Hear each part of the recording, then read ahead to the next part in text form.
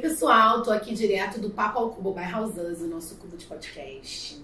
Uma possibilidade de ter uma pessoa, um arquiteto, uma personalidade do ramo, que ele é professor, ele é arquiteto, ele é irmão de Gisele Taranto. Não poderia deixar de fazer essa colocação, porque muita gente não sabe disso, eu achei isso sensacional. E ele assinou dentro do Casa Cor 2023 um espaço incrível da Audi. Temos aqui conosco Celso Raiol. Obrigado. Muito obrigado por estar aqui conosco.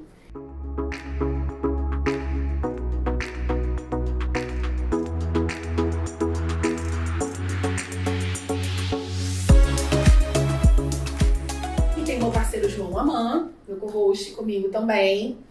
Amigo, parceiro, arquiteto do nosso cubo.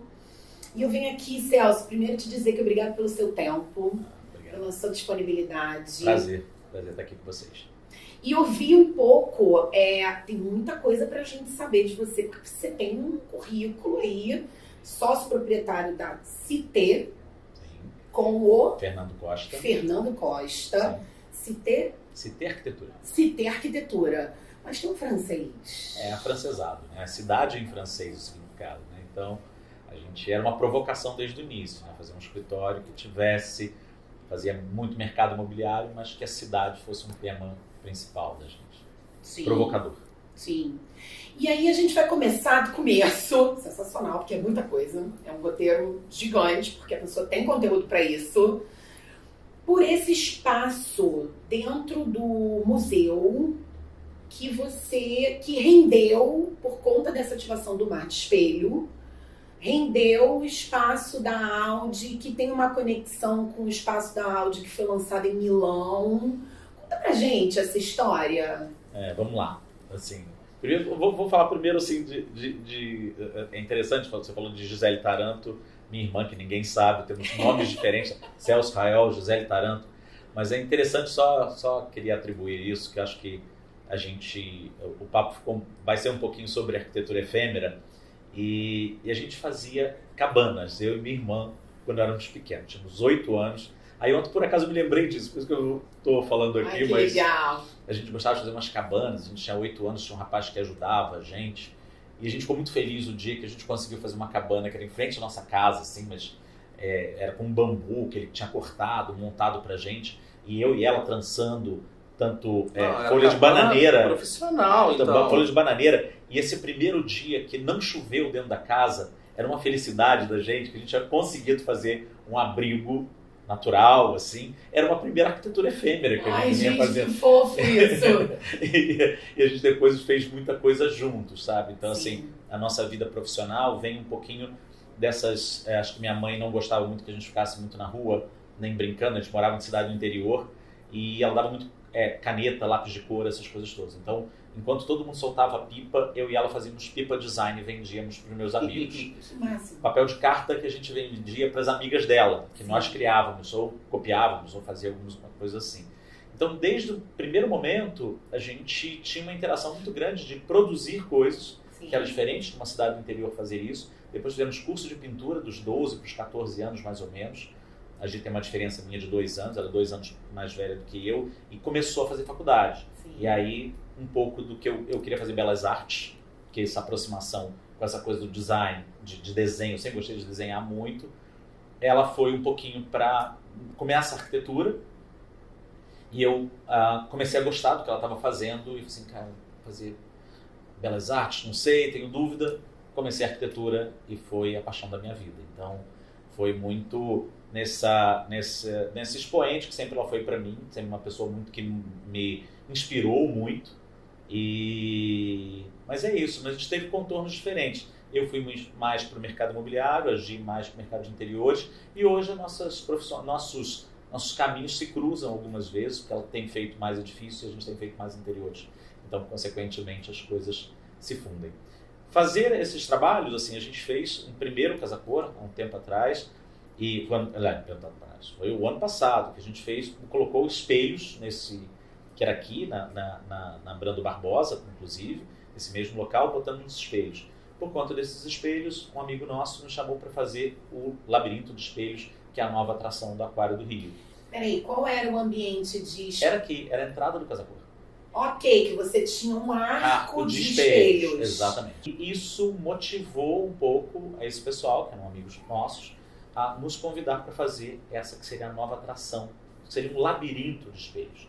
A gente que na Cité acabou tomando conta disso, como não só o labirinto, mas como uma coisa mais completa. São 700 metros quadrados. Uau! Então só um labirinto não daria conta desse espaço. E aí, provocado por isso, a gente acaba fazendo 700 metros quadrados de espelhos, de várias formas, espelhos com projeção, espelhos com impressão, usando até a obra do Ari Caillé, que está até aqui também. Então a gente usou dois painéis com obras dele. E aí nisso vem o Casa Cor. A Audi também tinha um espaço dela de Milão desse ano, que a gente foi visitar, que tinha uns totens de espelho. E aí, nesse caminho, quase que foi uma coisa meio natural, né? Porque as Patrícias estavam aqui, a Audi estava entrando como patrocinadora, tinha uma questão de ter esses espelhos, tinha pouco tempo para ser feito, nós tínhamos essa conexão imediata, ou seja, a gente já tem 2 anos fazendo espelhos pelo Rio de Janeiro. Sim. Né? Então, acho que é isso, um pouco dessa história. Mas vocês, Gisele, nunca trabalharam juntos, profissionalmente, assim, Nós escritório? Tentamos, mas somos 2 pessoas com muita personalidade profissional. Então, assim, em algum momento a gente sentiu que era melhor preservar o nosso laço irmãos e manter as nossas individualidades, assim. E acho que a gente a gente tentou uma vez só, mas percebeu que não era, assim, ela já tinha uma história, eu estava começando a minha história, então era mais diferente. A gente também trabalhava, ela como interiores, né, assim, essa possibilidade de você pegar um projeto mais imediato era mais premente, né? Tanto que muita gente hoje, quase que, vamos pensar pelo cálculo aí do CAL, 85% das pessoas que trabalham com arquitetura trabalham com interiores. E eu queria fazer grandes edifícios, porque eu trabalhava com o Conde, foi prefeito do Rio, eu tinha uma vontade de continuar fazendo edifícios, a gente fez clube, e isso não era fácil de eu conseguir acessar se não tivesse uma maturidade muito grande desse assunto e conhecer os clientes, etc. E eu passei lá 25 anos, como estagiário, aos 19, saí com 44 anos, né? Então, sim.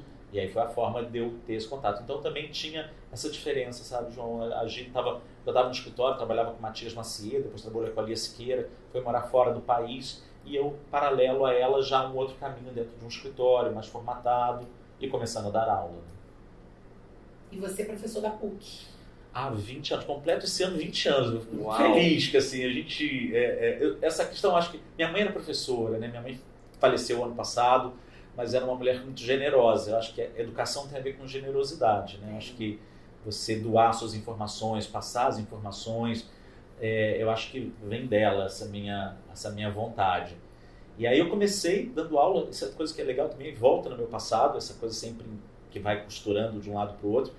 Essa forma de desenhar, eu gostava muito de desenhar, e aí, na época da faculdade, eu não passava limpo o trabalho. Eu criava formas, tentava de forma diferente e tudo. E os amigos começaram a perguntar, como é que você fez isso? Como é que você fez isso? Eu falei assim, opa, vou ajudar até a 10ª casa. Mas aí vamos fazer um curso para treinar vocês e tudo. Aí acabei fazendo comecei a fazer um curso particular, fui chamado pelo IAB, aí depois monta-se a Cândido Mendes, Escola de Interiores da Cândido Mendes, que era a primeira escola de design de interiores do país, né, que era formada pelos cursos tecnológicos, que era a Paula Neder como coordenadora, Ivan Rezende. Eu vou trabalhar com eles fazendo aula de apresentação de projeto, era exatamente aquilo que eu comecei como caminho. E aí fui convidado para a PUC para fazer aula de representação gráfica e apresentação de projetos. Tem uma coisa que que é muito bacana, que eu acho que esses dias eu estava conversando com meus filhos também, eu tenho 2 filhos, que era uma coisa me comendo pelas beiradas, sabe? Assim, todo mundo quer ser professor de teoria, projeto, porque isso dá status. Eu fui ao contrário. Hoje eu dou aula de projeto, já consolidado, o 7º período da PUC, que é dou aula de edifícios residenciais, mas eu fui pelos caminhos que talvez as pessoas não quisessem tanto, mas eu queria e fiz bem. E aí eu fui aumentando, eu fui subindo dentro dessa carreira que eu adoro. São quase 32 anos fazendo isso. Essa é uma resiliência, né? É um aprendizado todo dia, provocações, sabe? A gente, quando sai da faculdade, fica meio assim, meio bitolado, porque a gente começa a trabalhar, mas e a pesquisa? Onde está a pesquisa? A provocação. E o jovem nos dá isso, né?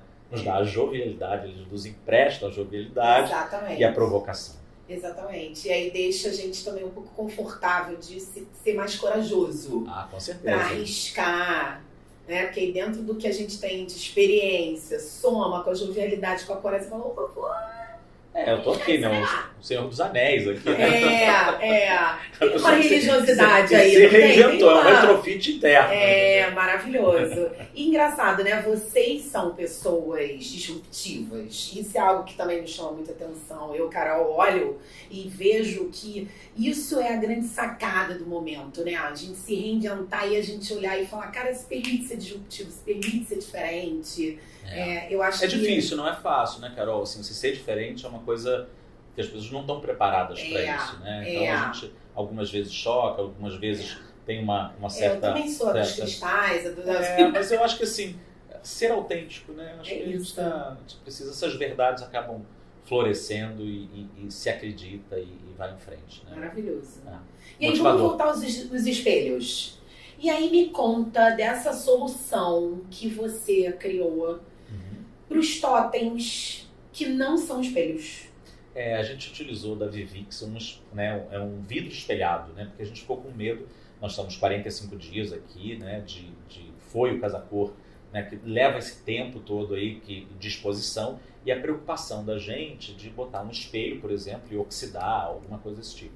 No E aqui tempo, né? E aqui a gente vende as marcas, né? As marcas são nossos parceiros e tudo. Ninguém queria Ninguém ia botar um produto que vai envelhecer e tudo. Então, a gente teve que usar esse recurso de espelhos. Na verdade, ele parece um espelho, ele tem um espelhamento, mas ele é um vidro que pode ser colocado numa fachada, etc. É diferente. Um espelho perfeito.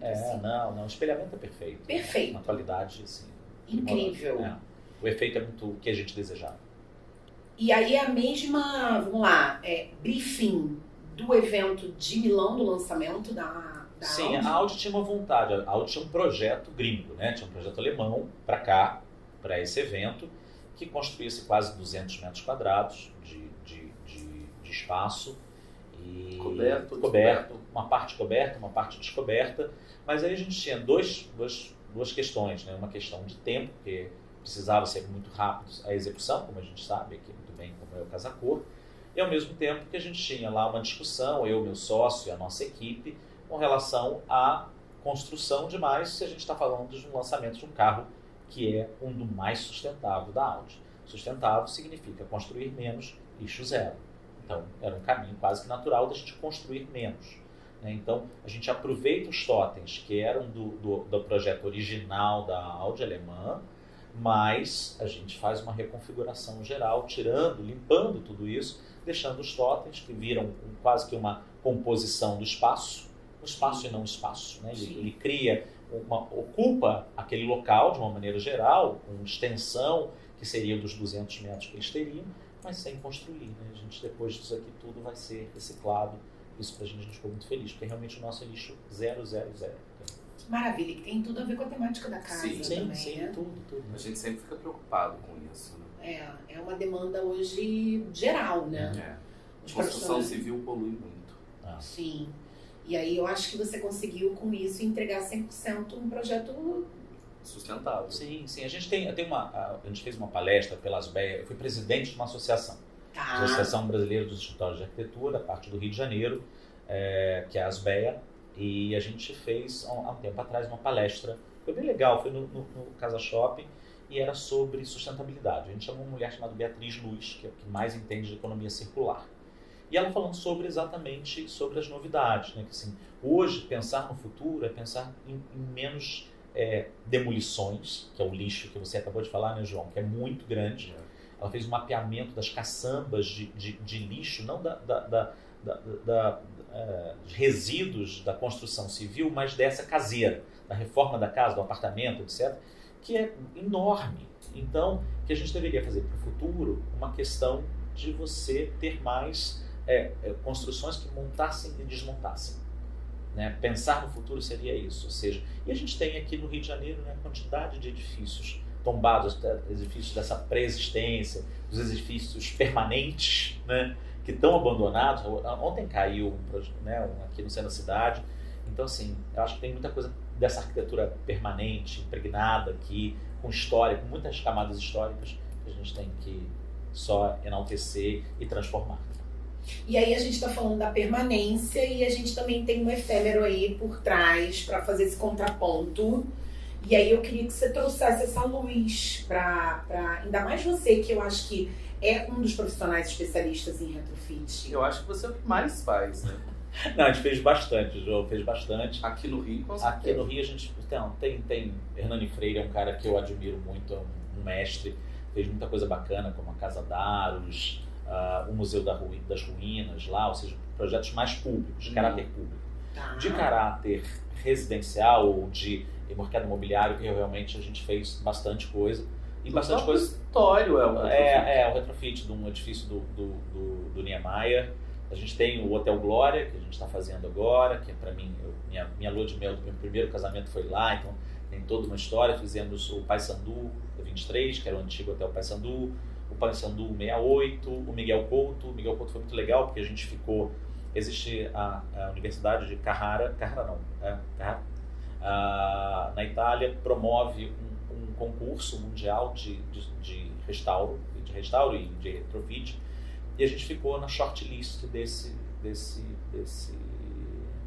Ferrara na Carrara, desse concurso, que foram escolhidos 78 projetos no mundo inteiro.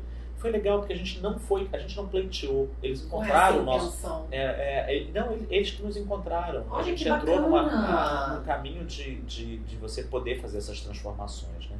Mas acho que assim, Carol, acho que a gente são dois pesos, né? Eu me acostumei trabalhando desde do Conde, 25 anos, depois mais 11 anos de CT, a trabalhar muito com essa arquitetura que é para sempre, né? A gente pensa no edifício. O Conde sempre falava muito do respeito à cidade. Cada vez que você colocava um edifício na cidade, era o respeito que você tinha que ter a ela. Então acho que a gente eu trabalho profissionalmente. Eu tive no escritório também essa coisa das histórias. A minha esposa, minha primeira esposa, eu fiquei casado há 25 anos, era professora da PUC também, mas ela faleceu há 10 anos atrás. E a gente fez muitos edifícios também. A gente fez, inclusive, ganhou um prêmio do IAB com o edifício, que é o edifício Glória, não o Hotel Glória, mas o edifício Glória, na Cinelândia, onde tinha o Cine Glória embaixo, né, que é a história do cinema no Brasil. Histórico. Faz parte da história do Rio. Da história do Rio, na Cinelândia, na confusão ali, que era a nossa Broadway, digamos assim. Então, isso é uma coisa que veio de vários caminhos da minha vida profissional, ou seja, desde do meu trabalho com o Conde, meu trabalho paralelo com a Cláudia, que era o Estúdio 101, e depois a própria CT. Então, foi sempre um caminho da gente encontrar nesse desejo, porque um edifício abandonado é um edifício que ele escurece tudo em volta, né? Então, essa pesquisa que sempre aconteceu, em várias temáticas diferentes, foi um pouquinho dessa vontade de fazer essas transformações. A gente pensava num edifício que vai durar a vida inteira. Mas aí, agora, nessa questão das experiências que a gente tem vivido pelo mundo, né? Todo mundo quer viver experiências. Né? Então, assim, a arquitetura, não sei, algumas horas, não está dando conta de processos como esse. A Bienal de Veneza, de 2 anos atrás, 4 anos atrás, quando eu fui com meus filhos.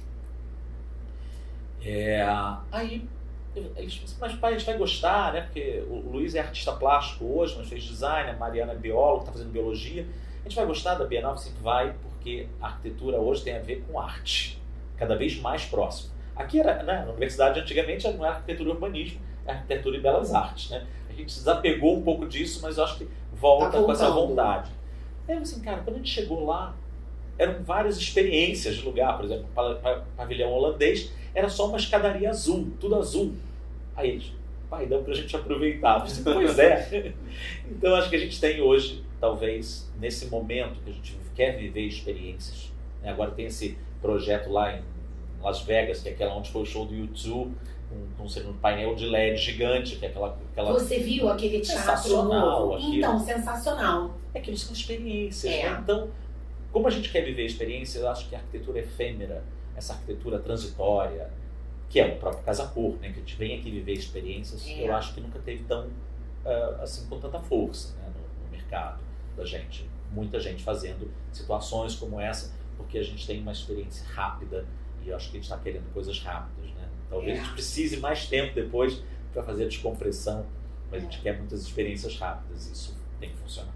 E eu acho que isso tem uma cauda longa da pandemia, um comportamento pós-pandêmico em que talvez a gente tenha ficado tão isolado que nesse momento a gente quer consumir cultura, quer consumir arte, quer como se fosse ganhar um tempo perdido, talvez. Eu acho sim, Carol. Tem uma ansiedade, né? A gente ficou meio desesperado, normal que agora a gente queira aproveitar. Mas eu acho assim, a gente está fazendo um shopping em Brasília. Esse shopping em Brasília vai ser o shopping mais sustentável do país. Que bacana.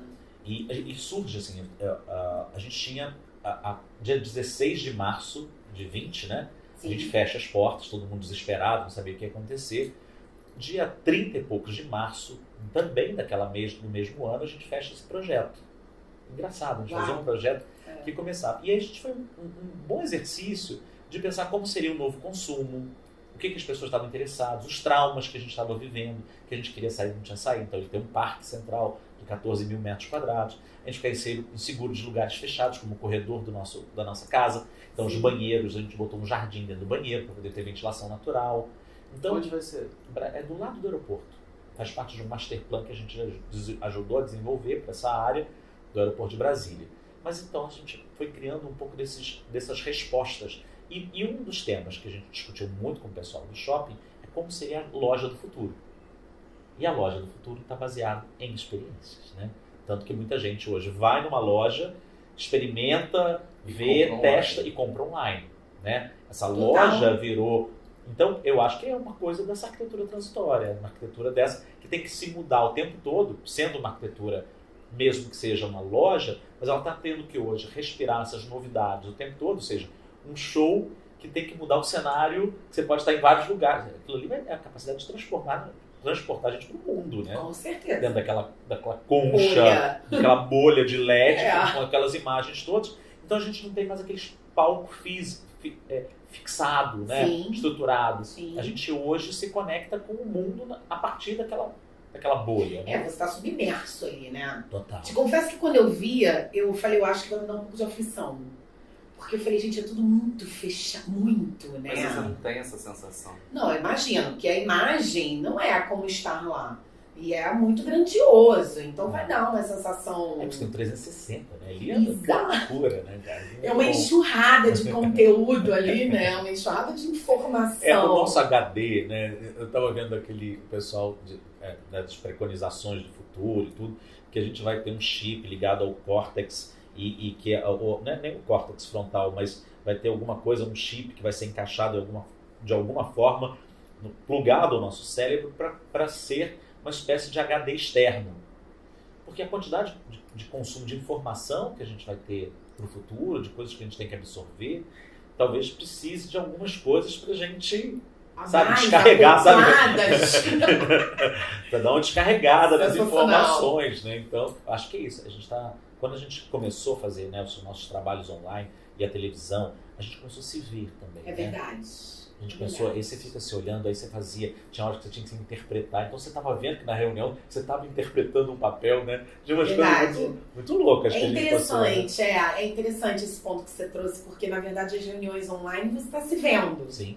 E aí é uma forma, mas ao mesmo tempo não é você, porque a reunião online te dá a possibilidade de você colocar um filtro. Sim, você é um personagem, ali. Sim, com certeza. Você dá até um distanciamento daquela figura, né? Não é? Você se avaliando. Aí pensa bem, você se avaliando, né, a questão filosófica que está envolvida nisso tudo, e o trabalho que dá, o cansaço que dá. Exatamente. Né? Mas a arquitetura, ela tem esse cunho comportamental. Ela traz a questão comportamental, ela traz a questão sociocultural, ela está inserida nesse lugar de representatividade, de mostrar, né, educação. Você acredita nesse viés? Eu acredito porque assim, acho que a gente tem uma abrangência de olhares para você projetar, né, João, eu, assim, você vai projetar um espaço. Você não pode projetar um espaço para aquela situação. Você projetando para um futuro daquela família. Você tem que antever algumas coisas, você tem que preconizar outras, você tem que perceber outras. Eu, por exemplo, assim, quando você está projetando ainda para alguém que você domina, uma casa de alguém, você ainda pelo menos tem algumas induções comportamentais. Quando você vai produzir, como é o meu caso lá com o Fernando na Cité, projetando para quem a gente não sabe quem é, um edifício residencial, pode morar todo tipo de pessoa. Sim. Então, acho que essa abrangência de olhares que a gente tem que olhar para comportamental, a sociedade, o papel da mulher, a representação, né, de uma maneira geral, aquilo que configura hoje aspectos que vão ser inputs para o nosso projeto e para que a gente possa visualizar um pouco desse futuro, antecipar projetar o futuro. Senão os projetos já envelhecido, né? É. A gente está projetando para uma coisa que amanhã já está caduco. E a gente corre muito risco disso hoje, né? Sim. Por isso que eu acho que a gente tem que se basear cada vez mais nesse processo curatorial da vida.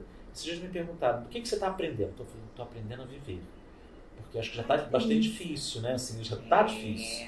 Né? Então, eu acho que esse desafio é uma coisa que a gente tem caminhado aí para poder, nessa preocupação do conhecimento da vida, poder projetar para alguém. Né? Acho que é isso. E aí você, Celso Rael, então tá me dizendo que tem um autoconhecimento aí que é super trabalhado. Estou muito dedicado a ele. Que Muito delícia. dedicado a ele. Muito dedicado a ele. Delícia. Terapia, tudo que passa pela minha frente, assim, como percepção que me deixe mais sensível para absorver essas informações que eu posso transformar depois em projeto ou ajudar a transformar as realidades, a gente está interessado, sim. Essa foi, por exemplo, um trabalho que a gente fez e foi muito legal. A gente foi fazer uma temporária dessa, uma arquitetura dessa efêmera, que foi o nosso pavilhão. A gente foi convidado pelo Instituto Europeu de Design para participar de uma exposição paralela à Bienal de Veneza. Acontece, está lá ainda exposto, no Palácio Moura. E a gente tinha que levar um pouco sobre o nosso escritório para lá. E aí a gente foi para uma coisa muito sensível do tecido nacional, com a pedra nacional. E a gente chamou um núcleo de bordadeiras da casa, liderados pela Dani Correia, que é uma capacitadora. Ela capacita pessoas de comunidades, bordadeiras e tudo. Então a gente bordou o coração, bordou várias coisas que estavam um pouco ligadas a afeto. E sobre a forma da gente trabalhar, que é muito, né, que tira muito dessa sensibilidade para projetar para pessoas. E foi legal, porque isso foi projetado há 2 anos atrás. E foi cancelado a Bienal por conta da pandemia e foi pulado e perguntaram pra gente se a gente queria no ano seguinte ou se preferia pular 2 anos. A gente falou que preferia 2 anos. Então foi agora, em 23, em abril de 23, inaugura a Bienal e também essa exposição que a gente está lá. E foi legal porque é o seguinte, a gente entrou nesse espaço que era o espaço do nosso castelo, é um pequeno palacete, que é o Palácio Moura, e aí nessa história toda, vendo lá os projetos, estão muita coisa do 3D que vai salvar o futuro, sabe? Então assim, muita coisa de tecnologia, de coisas de artificial. E era quase que todo o nosso espaço era esse. Assim, caramba, o nosso ficou meio descontextualizado nesse sentido. Aí depois eu fui para Leslie Loco, que foi a curadora da Bienal de Veneza esse ano, que falava sobre África, falava sobre textura, sobre raiz. E o que mais a gente viu lá foram tecidos, bordados. Aí eu assim, caramba, a gente nunca teve que estar conectado isso há 2 anos. Eu assim, poxa, como é que a gente foi visionário de perceber? Talvez não é isso, né? Talvez seja sensível para perceber as pessoas. Eu acho que foi isso que aconteceu. Eu acho que é um desafio pessoal, um desafio profissional. Eu tenho uma história de vida de cuidar dos filhos sozinho, perdi o ano passado minha mãe também, que era uma pessoa que tinha esse cuidado muito grande, sensível com as pessoas, uma pessoa muito assim, no dia. Eu vou falar de coisas pessoais, porque acho que não tem jeito. Com certeza, é uma delícia. E no dia que ela foi enterrada, essa para melhor ainda. Muitas pessoas pediram para falar. E assim, não, sua mãe me ajudou nisso, sua mãe fez isso, sua mãe transformou minha casa, minha mãe não era arquiteta, mas ela fazia uma espécie de transformação das casas das pessoas de forma afetiva. Ela arrumava o que podia, botava cortina, botava tudo que ela tinha acesso de coisas. E tinha 1000 campanhas de doação, essas coisas todas. Cara, foi tão bacana, foi assim, o famoso tapa na cara, sabe? Acorda, Celso. Raiz, é isso que você precisa fazer. É. E acho que foi um pouco disso. Acho que esse florescer desse caminho da gente ter quase que dentro do escritório o coração muito A gente coloca muito a figura do coração em muita coisa do que a gente se desdobrou fazendo. Tem até uma figura, quando você chega no escritório, tem uma imagem do coração grande lá em neon. Eu acho que foi um pouco disso. E a gente entendeu muito bom foi esse link com essa mulher que é a Leslie, que fez a curadoria, que trouxe uma coisa tão sensível desses ajustes de conta do passado que a gente precisa fazer. E de repente, muito dessas coisas que ela trouxe foram esses elementos que a gente trouxe. Era o simples tecido, o simples bordado, as pessoas sensíveis por trás desses bordados. E eu acho que foi isso que a gente viu acontecer com a esse paralelo de informações que a gente tem captado. Né? Então, mas essa curadoria, vamos chamar de curadoria, é feita por você? Eu tenho uma equipe, né? Nós estamos hoje quase 40 pessoas no escritório. Então, assim, nós temos... E todo mundo trabalha muito tempo juntos. Eu e Fernando trabalhamos no outro escritório, assim, 16 anos juntos. A Renata, que cuida da parte administrativa do escritório, trabalha comigo há 29 anos. O André, que faz parte de interiores do escritório, tem vários setores, trabalha comigo há 10. Daniel, que cuida da parte de criação de fachadas, essas coisas, trabalha comigo há 17 anos. Eu e o André fizemos faculdade juntos. Então a Luciana, a Lúcia, que cuida de parte executiva, está comigo há 10 anos. Então todo mundo participa. Todo mundo participa, então todo mundo já está lá há tanto tempo, que eu acho que essa coisa meio que um pouquinho de cada um está ali construído. A gente sempre fala que cada pessoa que entra no escritório empresta um pouco do seu talento, né?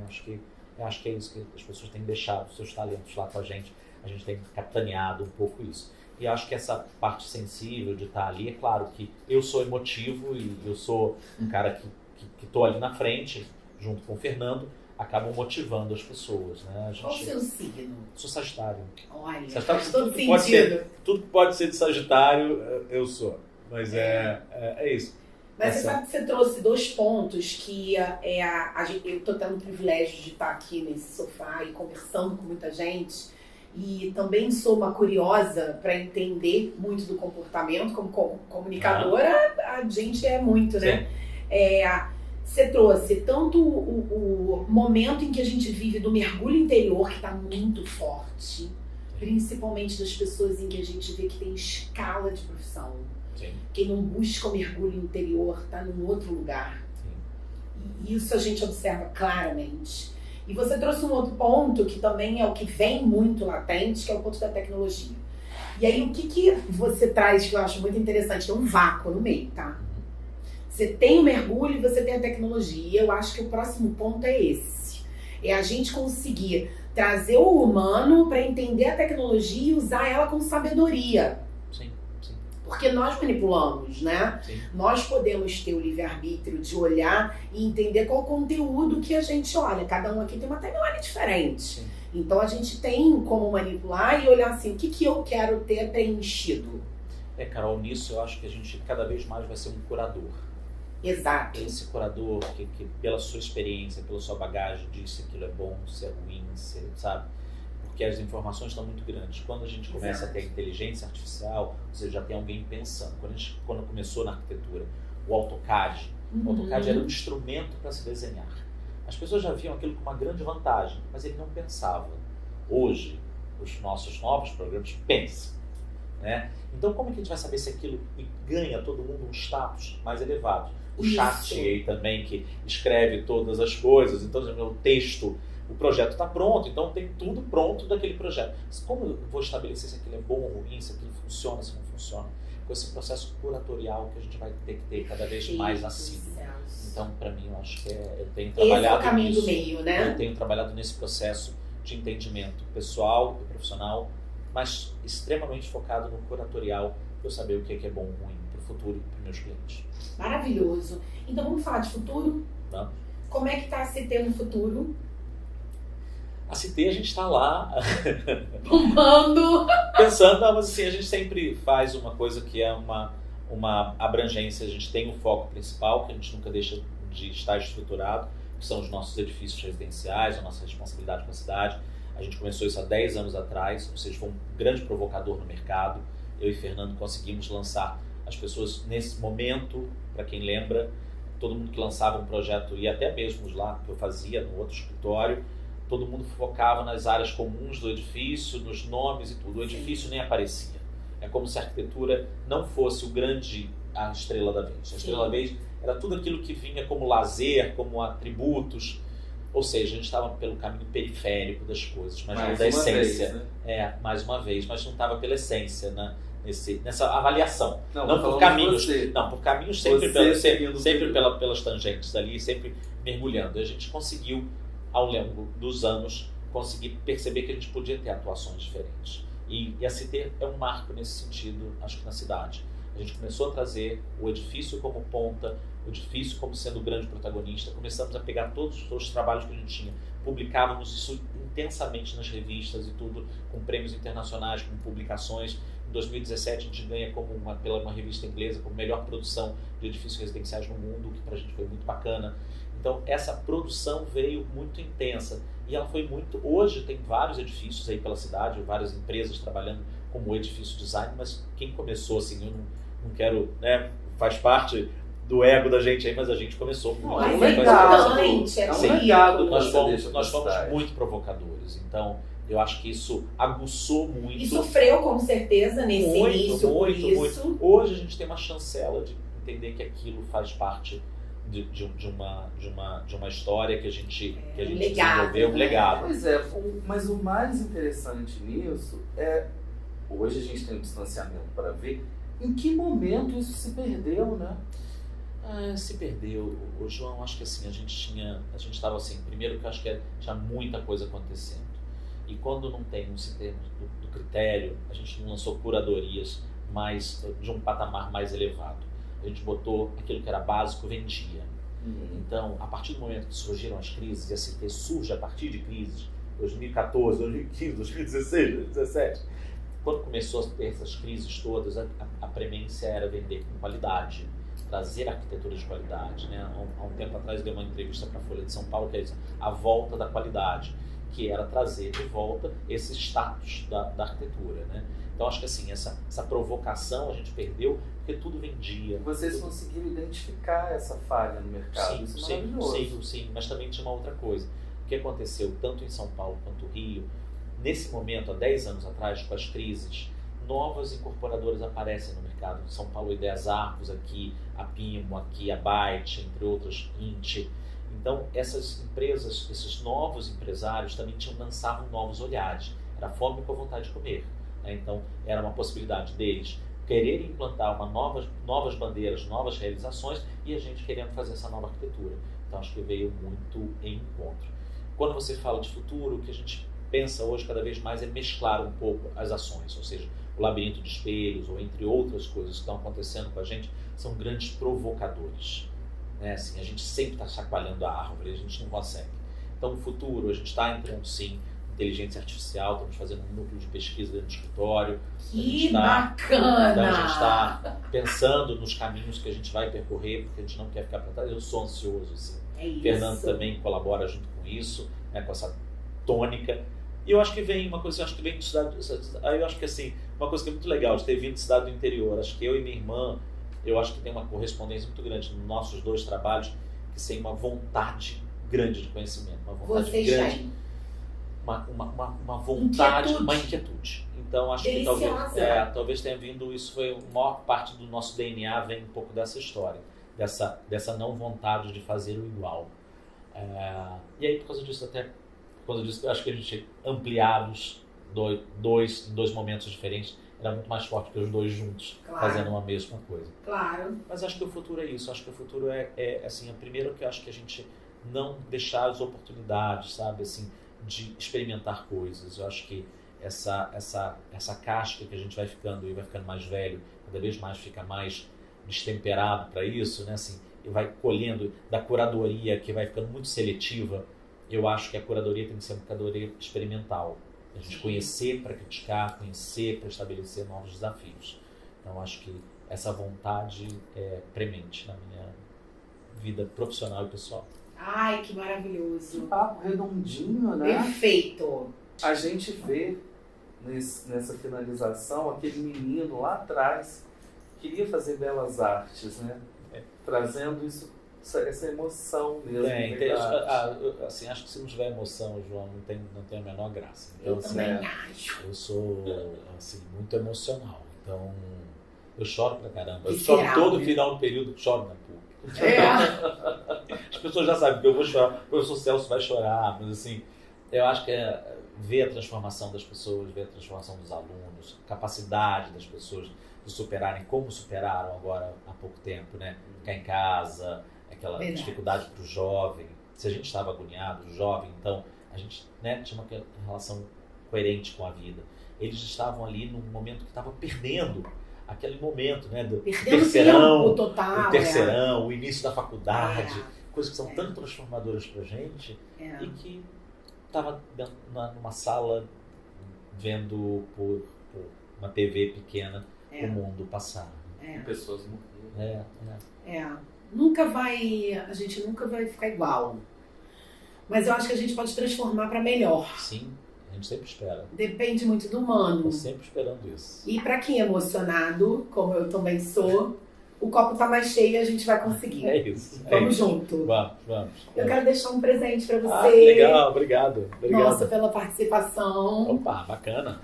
Adorei. Pode abrir. Depois Pode abrir. conta pra gente o que você vai fazer com ele. A gente gosta da carinha. Isso aqui é ótimo. As mil possibilidades, né? As Que a gente mil está falando sobre o futuro, né? possibilidades. Exatamente. Passado, futuro, o que a gente vai guardar dentro da caixa? Exatamente. Né? Bacana. Um bom desafio. Não Bom é? desafio, bom desafio. Depois você conta pra gente. Pode deixar. Adorei. Celso, assim, um prazer absurdo de ter você Celso, aqui. muito obrigado. Obrigado a vocês.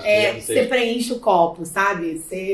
Obrigado pelo seu tempo, obrigada pela sua energia maravilhosa, Legal. por esse olho no olho. Eu espero que todos vocês tenham conseguido e conectem um pouquinho isso. Que foi Senão uma a gente aula. conta, porque foi uma aula. Que bom. E a gente vai conversar muito ainda por aí, eu tenho certeza disso. Não, bora.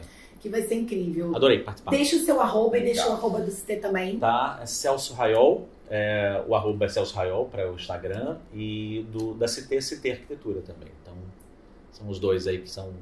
E tem um Pinterest, o Pinterest é legal, principalmente para os Muito. alunos, são muitos seguidores. Eu botei várias pastas que para quem acompanha, como os meus alunos da PUC, fica muito fácil, muito didático. Essa coisa da gente Celso oferecer Raiol mais. também? Celso Raiol, oferecer mais.